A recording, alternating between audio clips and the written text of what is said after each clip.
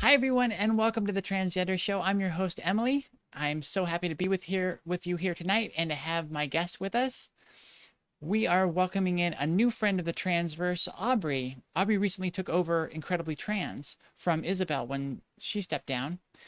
Incredibly Trans, for those who don't know, regularly features trans folks in spotlights on both Instagram and the Transverse website. Aubrey knew at a young age that she was trans, but held herself back and kept hidden until she was 24, and now is already looking forward to GCS next week. So we get her right in time just before that, and we're going to be talking a lot about that and how she did her research, how she made some of her decisions, all the great things. So everybody, welcome to the show, Aubrey. Hello. Hi, thank you for having me on. How are you today? Not too bad. Good, good. Little busy, but trying to keep it all together. Yeah, so you mentioned to me in the pre-show that not only are you preparing for GCS, but you're also preparing for a move at the same time. Unfortunately, at 3 weeks post-op, yeah. 3 weeks Luckily, post. I won't have to lift a finger though. Yeah, I would say you should not be lifting things after that. That's for darn sure. I actually have two trans guys helping me out, so that they get to do it for me. Nice. You got someone to come in and provide the muscle. I love it. Let's go ahead and jump in. My favorite question to start with is how did you choose your name?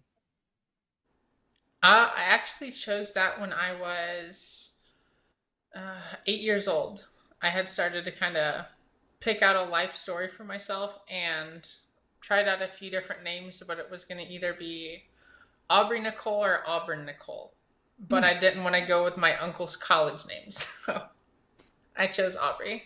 Aubrey. Okay, awesome. And it teased it a little bit in the intro there, but when did you first realize that you were transgender? I mean, you mentioned in your bio that you knew from an early age that there was something up, but did you realize at that age, and did you sort of have the language? I didn't quite have a word for it, but I knew I was completely different than anybody else as far as knowing what I wanted to be when I grew up and that type of thing. But I actually, at 8 years old, used to go and put on feminine clothing, and I'd go out and rollerblade around my neighborhood in a skirt. So I knew there was something there, and then it was in high school once I finally figured out what the word was for it. Mhm. And at that point, was there a period where so you held off and you held yourself back until you were 24? What were some of the factors that came into play of why you waited so long to actually come out and be public about it and identify yourself as trans? I had a couple different factors as far as my family is very hardcore Christian Republican, so they're very old fashioned and kind of see it from the medical side, but with their religion, they can't quite get all the way past it. And just, I guess, my mom's reaction to when she had caught me doing what I was doing when I was 8, that definitely made it impossible to ever even try to talk to her about it. So was there a period where it took you a while to come to terms with the fact that you were trans and, and were coming out, or by the time that you got there, having this knowledge your whole life, was it sort of just an easy thing, an excitement of, okay, and here finally I get to be me? It was definitely a little bit of a rush. I get my hormones through Planned Parenthood, so 3.5, 4 weeks I had my prescription in my hand. Everything's kind of happened a little bit quick for me, at least. What are some of the things that you feel you've struggled with the most in your transition? The dysphoria, mostly. I'll try on a t-shirt, a tank top, a dress, then I'll try on 20 more, and then end up right back at the first one. So it's definitely a struggle picking out a shirt with bigger shoulders. Hmm. Let's jump over to your process for coming out. You mentioned that you have a very hardcore religious family. We often talk here on the show about finding an easy way in to coming out. Finding a friend, finding someone that you know will support you, sort of that sure bet. How did you approach it, and who did you have to turn to first? Well, I was engaged at the time, but the first person I had come out to was my best friend in Orlando, who was also, we had dated a little bit, but mainly stayed friends for the last 7 years. And unfortunately, she's passed away actually about 2 weeks ago. Oh no. But she was the first person I came out to and was very supportive right away. Oh, I'm so sorry to hear about that loss. It's a little tough, but she had definitely had a long fight and went through a lot more than anybody else that I know could handle. Hmm. So how did it come about how did you approach the conversation when talking to your parents? Oh, well, it was actually on my birthday in 2021. So, about 9 months after I had started hormones.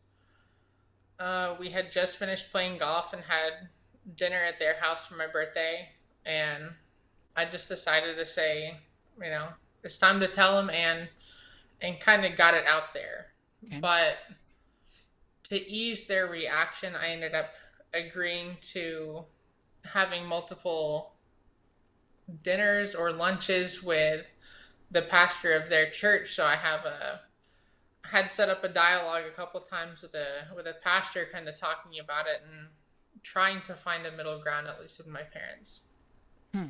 It sounds like their initial reaction, maybe sort of putting on the brakes a little bit, but wasn't completely like, oh, you're going to hell, you're the worst thing on the planet, right?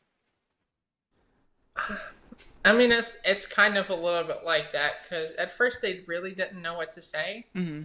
but when I had told them at first, I got the usual negative reaction, and then my dad just ended up walking out of the house. Oh, wow.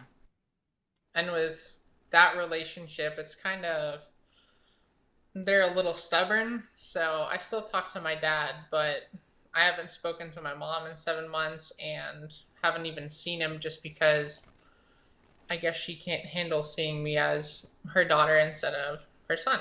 Mm-hmm. Yeah, that's unfortunate. That happens so often where, there's just relationships where at least temporarily we have to walk away from. One of the things that we also like to talk about a lot on the show is the amount of patience it takes to be trans. Patience with hormones taking effect, patience with friends coming around and accepting things, and definitely patience with your family and their ability to accept and do some of these things. A lot of these people, it doesn't happen every time, definitely, but if given enough time, I think you'll find that people will come around, and I hope that that's the case for you. I hope that they stick to their love for you over some idealism. Um, were those the hardest people for you to come out to? So far, Mm-hmm. except for one old coworker, those are the only two people that have kind of not been accepting. Mm-hmm. So luckily I had I don't know, it's kind of a almost a bad joke, but I have a backup set of parents as my biological parents, and they all accept me and they would go to war if anybody messes with me. Nice. Well, I'm glad that you have some form of family to support you. It's often like if you don't, it's often very important to find found family, to find some other people that will take you in and care for you like that and give you that unconditional love. And I'm so appreciative that you have that. Other than them, perhaps that's the backup family. Did you have anybody that when you came out that supported you in a way that surprised you?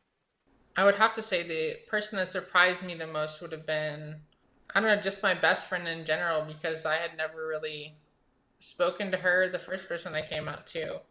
I had never spoken to her about the LGBT, and I knew she was okay with it here and there, but I didn't know how much and how okay she would be since it would directly be in her life with me coming out. Mm-hmm. And because of her reaction, it actually made it easier to keep coming out to more and more people. So moving on, and we're getting already into the really deep ethereal question. And I know you're young and you're sort of new into your transition. You're not that far in, and yet here you are getting ready for GCS. But do you have any thoughts at this point on the greater picture of what transition means to you? Like, what does that symbolize, and what does that mean for you on a deep level? For me, it would definitely have to be having spent so much time putting myself before others. It's finally my turn to be a little bit selfish and to be 100% happy with who I am and who I see in the mirror. Hmm. Just with the fact that I have to help myself before I can help other people, I want to be the best person that I can be so I can be there for the people when they need me, since I know I've leaned on them a lot in the past. And wow, you got GCS coming up next week. The follow up question is basically, how far along are you in your process? You know, how far are you in that acceptance of yourself and that prioritization of yourself, and just basically where you see yourself going in your transition? There's definitely been a little bit of struggle kind of accepting everything and trying to accept what people tell me on how I look versus how I see myself in the mirror. Mm. But with how everything's going in it, a lot of it seems to happen really quick, but I don't mind it because it's brought out a better side of me than I've ever had before. Hmm. Yeah, accepting how other people see you and taking that to heart and believing that, God, that's so difficult. What are some of the key fears that you've had throughout your short journey here? Probably a fear of rejection or being, I don't know how to say, criticized or even hurt physically or mentally because of just trying to be happy. That's definitely always been a big fear. I haven't ever faced any physical or really mental abuse for it, but I've definitely faced my share of harassment type jokes and things like that. But some of them are funny, some of them are just a little too far. Mhm. Have your goals shifted as you've moved through your transition? I mean, yeah, you've got GCS slotted here. Did as you really got into it, got into hormones and started coming out and began to accept yourself in your new presentation, have you found that what you thought would be a priority for you has shifted? There are certain things that I would say were a priority as far as trying to keep it as simple as possible. But my priority, at first, I just wanted to kind of blend in, hide with society. But now I don't mind. I won't go and blast it and tell every person I know, but I definitely don't hide it. Mhm. You mentioned a little bit of dysphoria with your shoulders and finding clothes that fit you a way that makes you feel good about yourself. What ways do you find validation in your identity? What are some of the tricks that you might do if you're feeling dysphoric to feel better and to see Aubrey in the mirror? Usually that involves just putting on my makeup really nice and making sure everything's perfect. I mean, obviously the kind of validation stuff from other people helps a lot, like what I mentioned on a stream I think last week, with the pharmacist having to ask me if I was pregnant or if there's a possibility of it because I was picking up my estradiol injection. So that was definitely a good moment for me, being off hormones for 3 weeks and being asked that question. Hmm. Yes, we talked about the dysphoria. Is there anything else that you do struggle with as far as dysphoria other than the shoulders? There's not a ton for me. I mean, I'm a little bit bigger, but I went from being 6 feet tall, 330 pounds, just bald to the skin with a razor. Mm. Losing 100 pounds, I've lost 3 shoe sizes, 2 inches off my height. So it's definitely been an interesting change. Wow, that is a lot of change. Holy crap. So you've gone through a lot of different clothing stages, then I'm assuming. Oh, for sure. When I was bigger, I would stick to the one shirt from Walmart, and I would just buy about 10 of them. How do you feel that that transitioning has affected your mental health? It's definitely opened me up a lot more. For I used to be a very shut off person and an introvert, but now you can't stop me from going out and having a little bit of fun and being around people that I enjoy being around. Hmm.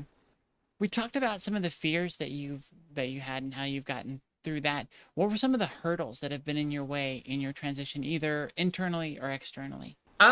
Self image and doubting myself. That's been a big one as far as seeing how people see me and people telling me, "Oh, you look cis, you look like this," but not being able to see it back in a mirror has definitely been a big struggle as far as a part of it.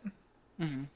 I have a suspicion of something that you'll answer in this next question, but is there anything that you feel that you've been able to accomplish because of your transition or because you are trans? I would have to say getting to step up and be able to help other people in a way that I wouldn't have been able to imagine 2 or 3 years ago and on a much bigger scale. Yeah, and what are some of those ways that you've been able to help people? What ways are you applying that? For part of it, I guess I have a couple of people here that are local to me that I have helped get on to testosterone to start their transition, as well as being able to pick up the um, incredibly trans page and continue that from what Isabel had started it and built it up to. And why was that important for you to take over when she put that call out to find someone to help take that, sort of pass the baton on to? Why was that something that was important to you?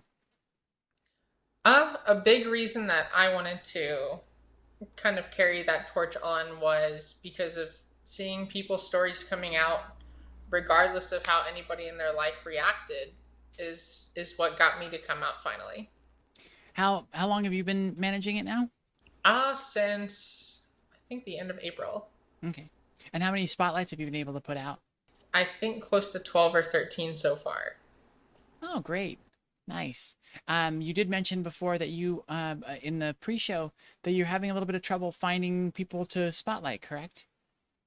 A little bit. There's kind of, I guess, running out of people. Sometimes you'll ask somebody and they prefer not to share their story, but finding new avenues to try to get more people onto the page to share their stories.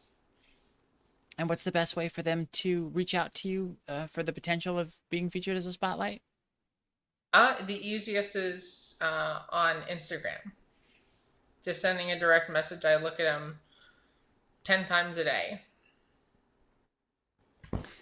And just one last question on that. Are there any particular, your sign fell. Are there any requirements to be featured as a spotlight, or is it kind of pretty easy, just basically be trans?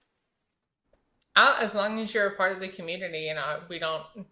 I would say that would be an interesting thing to kind of spotlight some allies and people helping the community, but there's really no restrictions on it. Anybody can be a spotlight Mhm. or share their story.